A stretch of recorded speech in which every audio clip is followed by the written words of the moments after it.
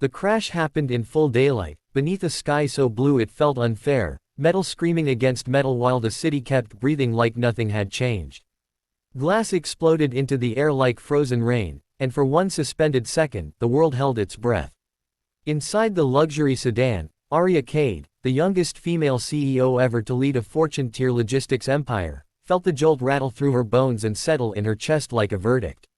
She did not scream. She did not cry. She made a decision instead, closing her eyes and letting stillness take over, pretending to be unconscious while the truth of her life waited, loud and unfinished, just outside her ribs.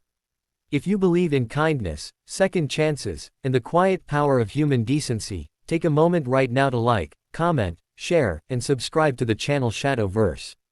Your support keeps stories like this alive.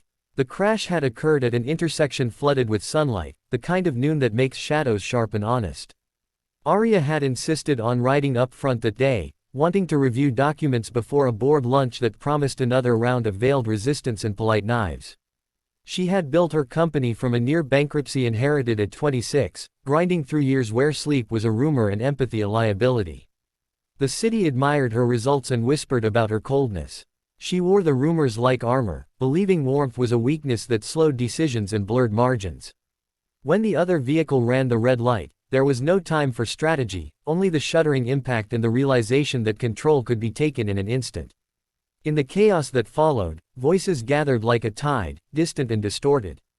Arya kept her breathing shallow and even, letting the world think she had slipped away. It was a reflex born of habit, a way to buy time when pressure peaked. She heard sirens begin their climb somewhere far off, felt the heat of the day press through the shattered window. Then another presence arrived, closer than the others, urgent but careful.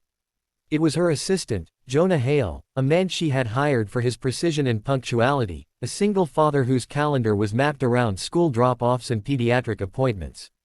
He had been in the back seat, reviewing her notes with his quiet diligence, the kind that never demanded credit. Jonah moved with a steadiness that surprised her, anchoring himself beside the wreckage, calling for help with a clarity that cut through the crowd. When he leaned closer, Arya sensed the tremor he fought to keep out of his hands.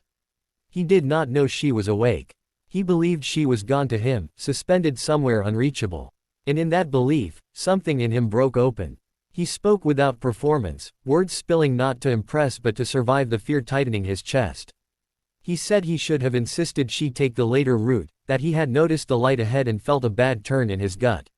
He said she carried too much alone, that the way she never ate lunch and stayed late was not strength but endurance, and endurance had a cost.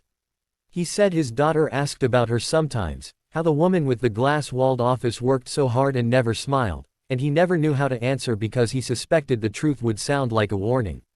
Arya felt the words land like a hand on her sternum. She had never been spoken to like this, not by subordinates trained to filter their thoughts through caution. Jonah did not praise her titles or fear her temper. He worried for her. He admitted his own failures and fear. He told the still body beside him that she mattered beyond the quarterly report, that her absence would leave a silence no promotion could fill. He spoke of his daughter, Mira, waiting at school for a pickup that could not be missed, and how the world did not pause for personal disasters. He promised, into the bright open day, that if Arya woke, he would help her learn how to stop bleeding time. The sirens drew nearer, the sound vibrating through the asphalt. Arya's composure fractured. A tear escaped the corner of her eye, betraying her act. She kept still anyway, overwhelmed by the strange relief of being seen without the mask.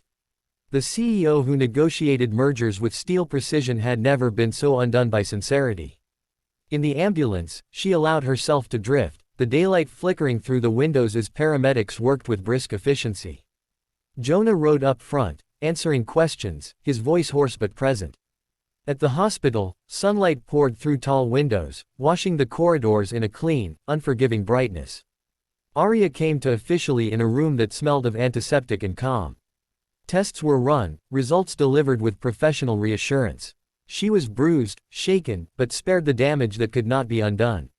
When Jonah was allowed to see her, he stood awkwardly by the bed, the lines of worry etched deep, ready to apologize for any overstep he feared he might have made. Arya did not mention what she had heard. She thanked him for staying. The words felt inadequate, but they were a beginning. Recovery forced a pause she had never permitted herself. Daytime hours stretched unfamiliar and slow as she followed doctor's orders, stepping outside to walk in the sun, watching the city move without her.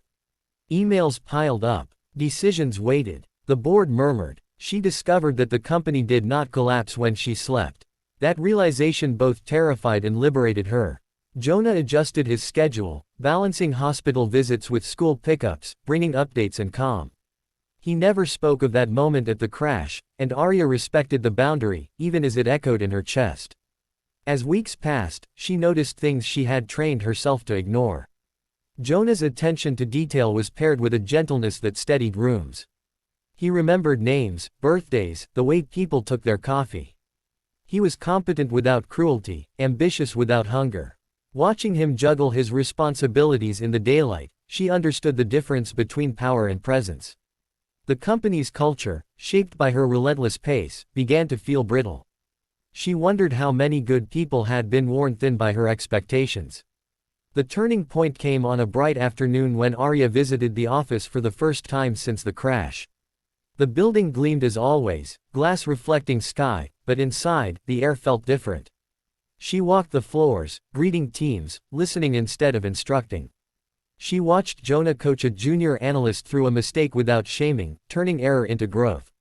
In that moment, she recognized leadership not as control but as care. It was a lesson she had paid for in shattered glass.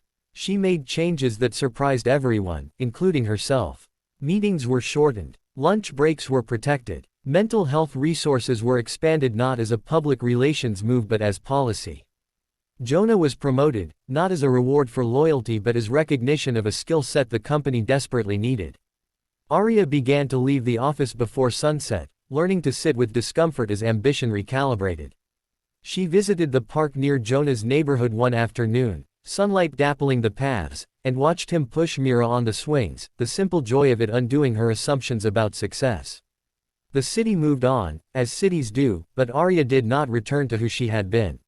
She carried the memory of that day like a compass, pointing her toward a version of herself that valued wholeness. When the anniversary of the crash arrived, the sky was just as blue. She took a walk alone at noon, letting the light warm her face.